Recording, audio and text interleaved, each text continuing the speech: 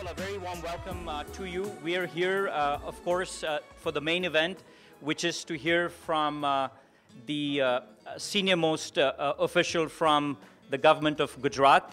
But before we get to him and before I introduce Mr. Pandian a little more formally over the course of the evening, let me just set the stage for how we expect the evening to unfold with your kind cooperation. I'll first call on Naval Bajaj, the new president of the ICCC, to make some remarks. I'll then call on the Consul General of India, Preeti Saran, to bring her message. Following which, I will request Naval Bajaj to introduce Senator Seth for her brief remarks. And then we're expecting Mayor Frank Scarpitti, the co-host of this evening, very shortly. But we'll get rolling with the program, and he will give his remarks. And at that point, I'll call on and introduce Mr. Pandian more formally. He will speak. We'll have dinner. Following dinner, we'll have a Q&A, and our hope is that we get you out here no later than between 8:45 and 9. So with that, let me start, and a very warm welcome again to you. We've had an amazing sequence of India-related events over the past 12 months, and it seems like every week goes by and something is happening on India, and specifically on India Inc. And perhaps no state than Gujarat represents the dynamism that we see taking place in the Indian economy. And just to recap for you, over the last 12 months, we've had PBD, we've had IFA. Just over 3 weeks ago, we had the Indian External Affairs Minister, the Honorable S.M. Krishna here. And so today is yet another chapter in this wonderful evolution in Canada-India relations. And for those of you who were present at the AGM a couple of weeks ago, right here in this room, you would have seen democracy at work, and you'd have seen how, if I may borrow the phrase, vibrant democracy is, and it resulted in the election of Naval Bajaj as the president of the ICCC for the next couple of years, a dynamic leader who has worked tirelessly, first as a board member and then on the January mission that took us to India, to 4 cities in India. So it gives me great pleasure in welcoming Naval Bajaj, the president of the Indo-Canada Chamber of Commerce, for his welcome. Naval, over to you. Ladies and gentlemen, good evening. I'm delighted to welcome our friends from Gujarat today to our Indo-Canada Chamber of Commerce, City of Markham reception. And there are a couple of reasons for that. First of all, as the president of our August organization, the Indo-Canada Chamber of Commerce, this is my first event. And the second one is I'm born and brought up in Gujarat and completed my education in Gujarat. So I'm particularly pleased to be hosting my first event as Chamber of President to the delegation from Gujarat, led by Principal Secretary DJ Pandian. Thank you.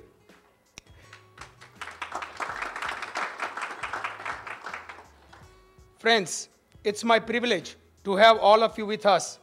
Some of you were here a couple of years ago when our chamber hosted a similar reception in 2010 at the same venue.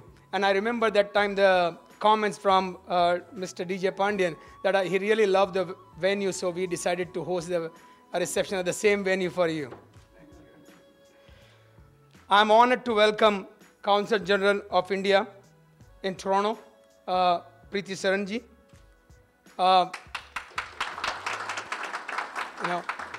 Also, His Worship Frank Scarpitti, Mayor of Markham, he just called me and said, just stuck up on a bad traffic on 404, so he's just on his way. So he should be shortly here. Senator Honorable Asa Seth, Member of Parliament, Mr. Joe Daniel, other distinguished guests, including the councillors from Markham. Friends, Canada-India bilateral relations have undergone a tremendous transformation since 2009 because of the efforts of the Prime Ministers Stephen Harper and Dr. Manmohan Singh. Both the countries started negotiations for a comprehensive Economic Partnership Agreement, which is expected to be finalized next year and will open new opportunities for bilateral trade and economic cooperation between Canada and India.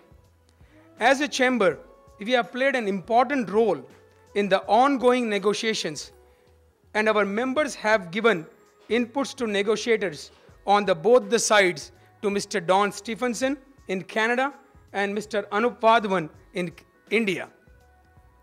Friends, our chamber is a 35-year-old organization that is mandated to foster bilateral economic relations between Canada and India.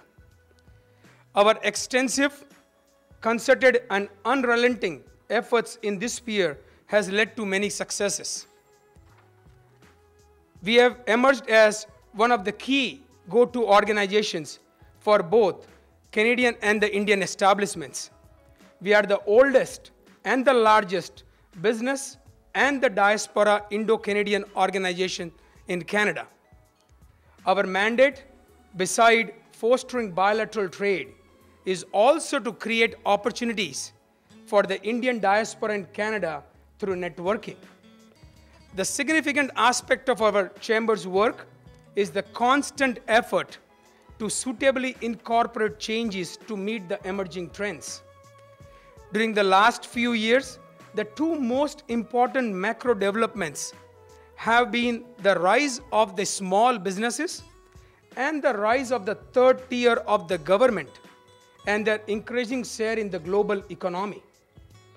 Keeping this perspective, we embarked upon a new direction by establishing a firm relationship with the city of Markham and led a 4-city delegation comprising small businesses to India earlier this year to coincide with the Pravasi Bharatiya Divas in Jaipur. It was a very successful mission where our delegates met with the several key decision makers, including the Chief Minister of Gujarat, Mr. Narendra Modi. It will be my endeavor as an incumbent president of the chamber to give a new direction to our work in the education and the energy sector. Our chamber has taken the initiative to form a mining committee to explore the growing opportunities in the sector in both the countries. In the energy sector too, tremendous opportunity exists between both the countries. Canada is a leader in green technology and alternative energy sectors, and when it comes to that particular thing, Ontario's Premier Dalton McGuinty had led a successful delegation in those sectors a couple of years ago.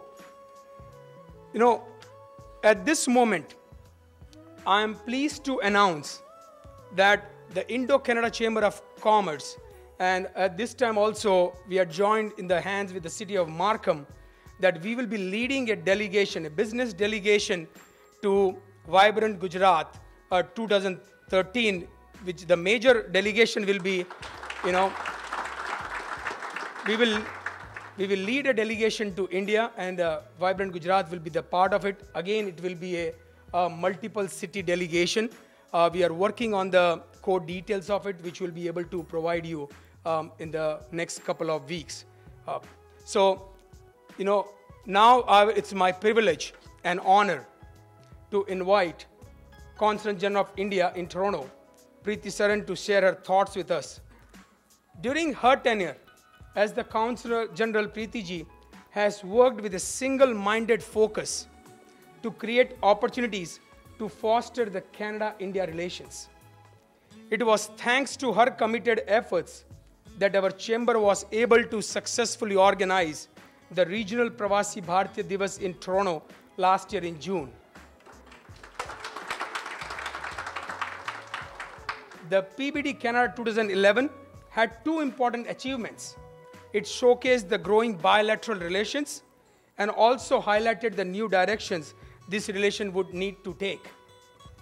She has worked with the three of my predecessors, including, you know, my immediate past president, Honorable Satish Thakkar is present here. You know, Asha Luthra is present here. And I'm privileged to be working with her on such an important area at such a crucial time. Friends, joining in me in welcoming Consul General Preeti Ji Saran. Yes.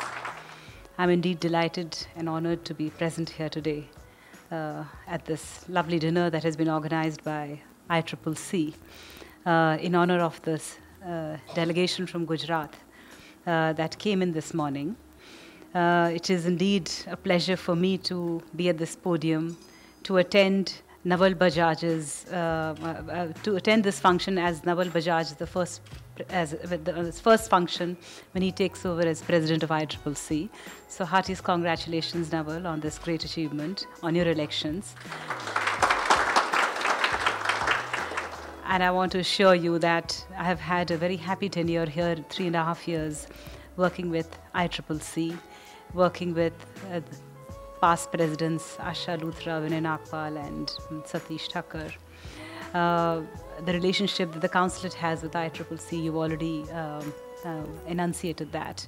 For me, it has remained a very memorable moment, certainly organizing the Prabasi Bharatiya Divas.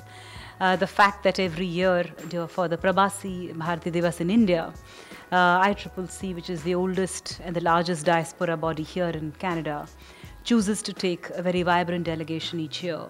Last year, the mayor of Markham had in fact also accompanied you. And the fact that now you say that you plan to go to take a strong delegation to vibrant Gujarat, which actually coincides very well with the Prabasi Divas as well, I think is a great, opportunity which ICCC has helped in bringing our two countries closer together, especially to showcase the strength of the vibrant Indian diaspora. To Consul General Saran, our heartfelt thanks for her ongoing leadership and for her tremendous support to so many worthy causes across in the Canada-India space. It gives me great pleasure in introducing Senator Asha Seth. And in introducing her, I'll be brief because she is virtually well known to each and every one of us. She's a pioneer because she's been a professional, she's a philanthropist, and now as she brings her considerable skills to the political arena as the senator, it gives me great pleasure in welcoming Dr. Asha Seth.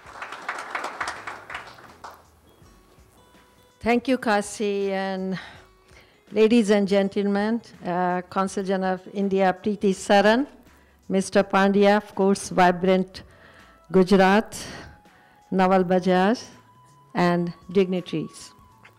I'm honored to be here welcoming the large number and diverse delegation of Indian leaders. You present the best of India. Your accomplishment in the field of energy, finance, pharmaceutical, international trade, education, politics shows the versatility of Indian industry and innovation. Gujarat is one of India's most vibrant and important provinces. It is home to some of the largest businesses in India, from Ahmedabad to Surat, from Vandodara to Rajkot, Jamnanagar and Bhavnagar, the city of citizens of Gujarat are helping to make India a world leader in every field. Here in Canada, we are inspired by your tenacity and determination. I thank you for being here. It gives me great pleasure in welcoming the co-host of tonight's dinner, the Honorable Frank Scarpitti, Mayor of the City of Markham. Thank you very much, Cassie, and namaste to everyone, and Consul General Preeti Saran, certainly Mr. Padian. Welcome to this great Toronto region, and hopefully that you'll get up to see the City of Markham very soon. I also want to express, I think the first time publicly, my congratulations to Neville being elected the 25th president of this chamber, so congratulations to you. And of course, thank Satish and other past presidents who've made a great contribution to the chamber. And it is great to be here with Stephen Chait, our Director of Economic Development, Councillor Logan Kanapathy, who's here from our area, and would just say Sam Wadera, who's also here, been part of our business mission. I won't introduce everyone, but I have to tell you the reason that we're going to Vibrant Gujarat in 2013, you should have had another testimonial on that video, and that's from Mahesh Choksi, who first alerted me to Vibrant Gujarat, and Chief Minister Modi, and the accomplishments of this entire area. And of course, welcome to all of my friends and colleagues. I think we could go to almost each table, but time does not permit. Other than to say it's a pleasure to welcome you here as the Principal Secretary from Gujarat, and we look forward to our business mission next year. We had a very, very successful business mission earlier this year to India, and I want to thank the ICCC for co-hosting that business mission.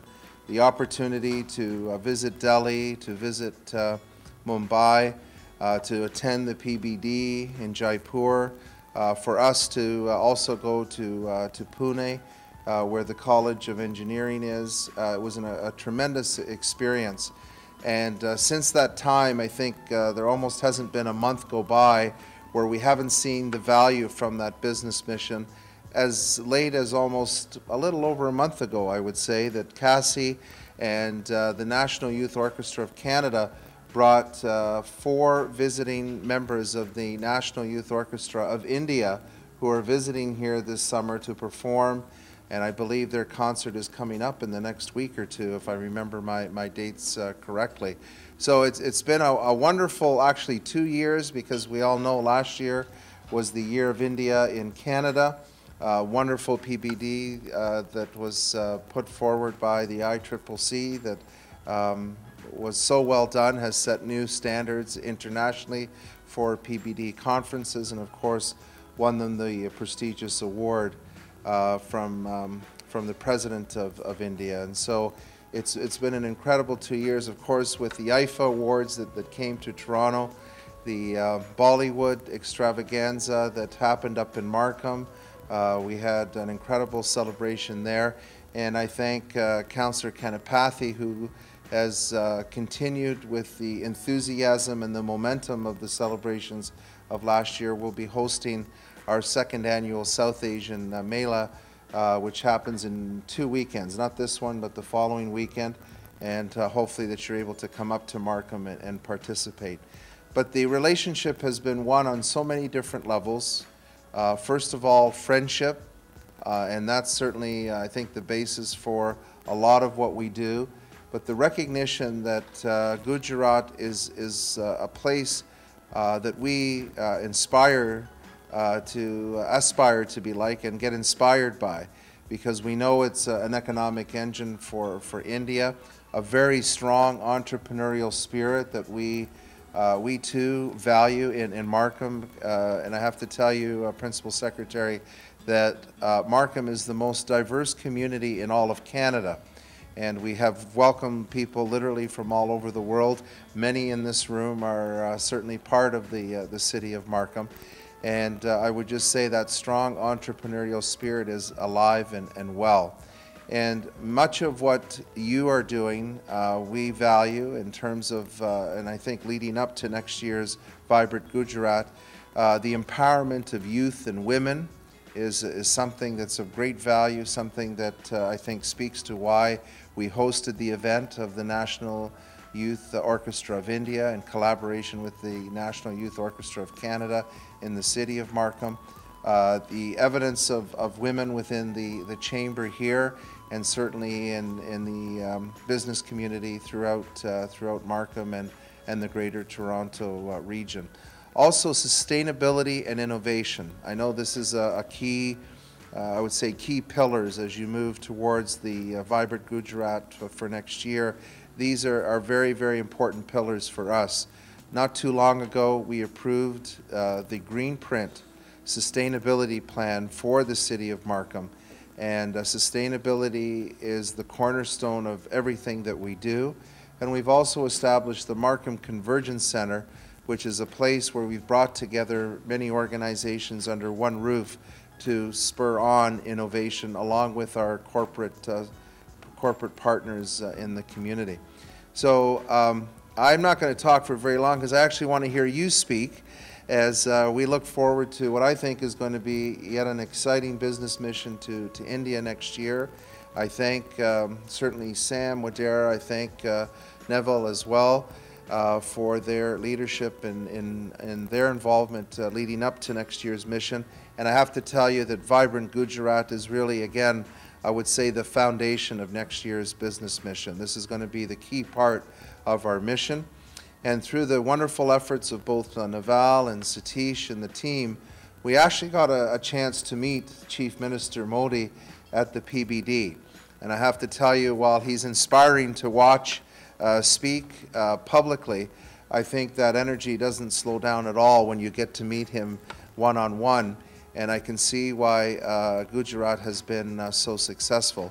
But I would say that we share a lot, and in the words of Chief Minister Modi, we don't promise you the moon, but we give you the platform to reach the height of new success.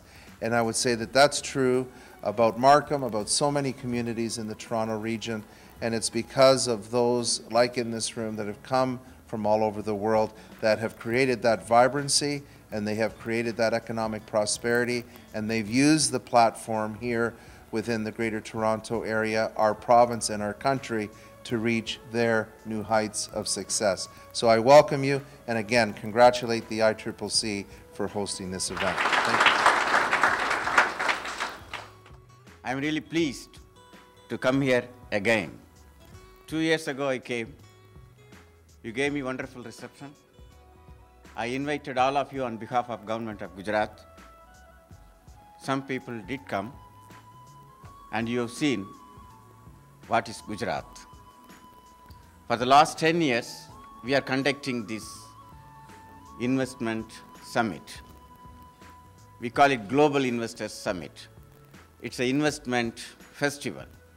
People come from various parts of the globe. But I am very much pleased to say, and it is our pleasure and honor, that Canada is a partner country for the Vibrant Gujarat. So we have a special relationship between Canada and India, and within India, Gujarat. I never expected that I will come back again, because we are known to be transferred quite often. But in Gujarat, the situation is a little different. If you do well, and the government wants to punish you, they will keep you there only. If you do not do well, still they will say, he is not doing well, let him be there. And all these things. I do not know which category I come in. And all those things. Whatever it may be, it's a pleasure to come and see you all. Gujarat is growing, but we do not just stop by growing alone. We want to grow qualitatively, and as the mayor said, in a sustainable manner, keeping the future generation in mind. That's our objective. If you take the Indian standards to provide education, health care, road, electricity, water supply, if that is the basic function of the government, perhaps we have achieved that long back. We are energy surplus state. In fact, we export energy to 12 other states of our own country where the energy is not available. Within Gujarat, we have achieved a very high rate of literacy. Every village is connected by a motorable road. Water supply is available. Houses are connected to electricity. So we have achieved all these things. Schools are there. Dropout ratio is 0. 100% enrollment. These are all some of the statistics which can be compared to any developed state or any developed country. 10 years ago, Gujarat, people used to say that we should grow like Andhra Pradesh. We should grow like Karnataka, Bangalore. We should grow like Maharashtra, Mumbai. That was the objective and that was the motive. But we used to think and debate why we should compare ourselves with one of our own state. Why we should compare ourselves with UP or Bihar or Maharashtra or Andhra Pradesh or Bangalore or Karnataka. No. We have a population of 60 million, double the size of Canada. Why don't we compare ourselves with Canada? Or why don't we aim at Canada that we should also grow like Canada? Our GDP or our per capita income also should be like that. Or our population is like equivalent to France and Germany. Why don't we be a good European state? Right now, European states are in problem. That's a different issue. So we have set our aims and vision very high. That is why we were able to attract good investors. And to attract the good investors, the government changed itself, changed its governance, the quality of governance. From individually approved government, it has turned to a policy-oriented government, created policies, put it to the public, invited debate, announced it in public, invited investment, and we have seen that whoever comes and invests really reap the benefit 10-fold, 20-fold, 30-fold, and 100-fold sometimes. So that's why today we are in the Indian map in a very, very strongly reflecting growth and prosperity. Now, our objective is, having achieved this, we want to create cities for the next century, because our population is coming from the rural area to the cities. And when they come to cities, it's a huge crowd. They need housing, they need schools, they need roads, they need electricity, they need community development, they need water, clean air, quality education, and how to provide all these things so that the children who are going to come in the future, how they can compare themselves with any well-developed nation in this world. That's objective. If you don't plan for that now, perhaps we are cheating the history or we are not learning from the history. That is objective of the government. That's why our Chief Minister has set very high standards. Come what may be, once in 2 years, we will conduct this seminar, we will conduct this global investor meet, and that's why the dates are fixed. 11th, 12th, 13th January, dates are fixed once in 2 years. And people will come, will discuss, debate, exchange views, network, understand what is there for them, and then they will sign a paper called Memorandum of Understanding, expressing their interest to do something. This will run into billions and billions of dollars. That's why Member of Parliament, Patrick, he was really surprised. How come $450 billion of investment have been committed to Gujarat? He said, but in any other place, I might not have believed. But in Gujarat, I believe that. We used to conduct this Global Investor Summit on a temporary building 10 years ago. Everything used to be put up temporarily, it was shed. Next year, little semi-temporary, semi-permanent then. Then 2 years ago, Chief Minister decided the response is overwhelming. Why don't we put up a world-class international convention center?